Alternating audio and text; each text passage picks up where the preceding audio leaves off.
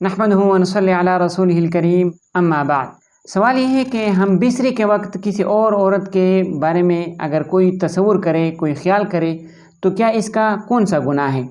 تو محترم بھائیو، سب سے پہلی بات تو یہ ہے کہ کسی بھی وقت، یعنی کوئی اس کے ساتھ کسی وقت کی قید نہیں ہے، کسی بھی وقت کسی عورت کا خیال، برے خیالات اپنے دل و دماغ میں لانا یہ درست نہیں ہے، گناہ ہے۔ حدیث پاک میں آتا ہے کہ دل تمنا کرتا ہے اور شرمگاہ اس کی تصدیق کرتی ہے۔ اسی طرح ایک اور حدیث میں آپ صلی اللہ علیہ وسلم نے فرمایا کہ جس طرح قدم کے ساتھ چلنا قدم کا زنا ہے، آنکھوں کے ساتھ دیکھنا آنکھوں کا زنا ہے، اسی طرح سننا، کان کے ذریعے زنا کی باتیں سننا یہ کان کا زنا ہے۔ تو اسی طرح دل میں کسی اپنی بیوی کے علاوہ اور اپنی باندی کے علاوہ کسی اور کا تصور کرنا بھی زنا کا پیش خیمہ ہے۔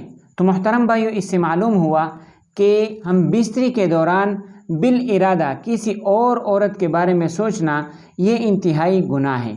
اب فقہی طور پر اس کو زنا تو نہیں کہا جا سکتا، لیکن بعض علماء نے ہم بستری کے دوران اگر کوئی آدمی اس طرح سوچتا ہے کہ ہم بستری کے دوران کسی اور عورتوں کے بارے میں وہ خیالات کرتا ہے، برے خیالات کرتا ہے، تو اس کو زنا قرار دیا ہے۔ بعض علماء کا اسی طرح قول ہے۔ لہٰذا معلوم ہوا کہ کسی بھی وقت کسی عورت کے بارے میں، یعنی اپنی بیوی اور کے علاوہ کسی بھی عورت کے بارے میں برے خیالات کرنا یہ مطلقاً طور پر حرام ہے۔ خصوصاً جب آپ ہم بستری کے دوران آپ اس طرح کے خیالات کرتے ہیں تو یہ اور بھی زیادہ گناہ ہے۔ آج کل کے لوگوں میں ایک یہ وبا پھیلی ہوئی ہے کہ جو لوگ شادی کرتے ہیں صرف اس مقصد کی خاطر کرتے ہیں کہ ہم اپنی شہوت پوری کریں، حالانکہ بات اس کے بالکل برمخالف ہے۔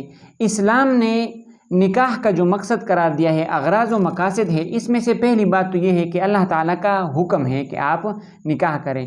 دوسری بات یہ ہے کہ یہاں پر ایک عورت کی کفالت آدمی کے ذمے آ جاتی ہے، تو یہاں پر بھی ایک ذمہ داری ہے کہ اس کو آپ پوری کر لیں۔ تیسرا جو مقصد ہے کہ توالد و تناسل، کہ نسب بڑھ جائے، مسلمان دنیا میں آ جائے اور مسلمانوں کی آبادی زیادہ بڑھے، تو یہ بھی مقاصد ہے۔ بعض علماء فرماتے ہیں کہ اگر کوئی صرف اس وجہ سے وہ نکاح کرتا ہے کہ صرف اپنی شہوت پوری کرے تو یہ حرام ہے اور زنا ہے۔ بعض علماء کا اس طرح قول ہے، اگرچہ فقہی طور پر زنا تو نہیں ہے لیکن اس کے گناہ بہت زیادہ ہیں۔ ایسا آپ بالکل نہ کریں اور اپنے دل و دماغ میں جو باتیں ہیں وہ اسلام والی لائیں تاکہ آپ کو دنیا اور آخرت میں آپ کی اس میں بھلائی ہو۔ اب یہاں پر ایک نوٹ کرنے والی بات یہ ہے کہ اس طرح کے خیالات اگر کسی کو آتے ہیں تو اس سے بچنے کا طریقہ کار کیا ہے؟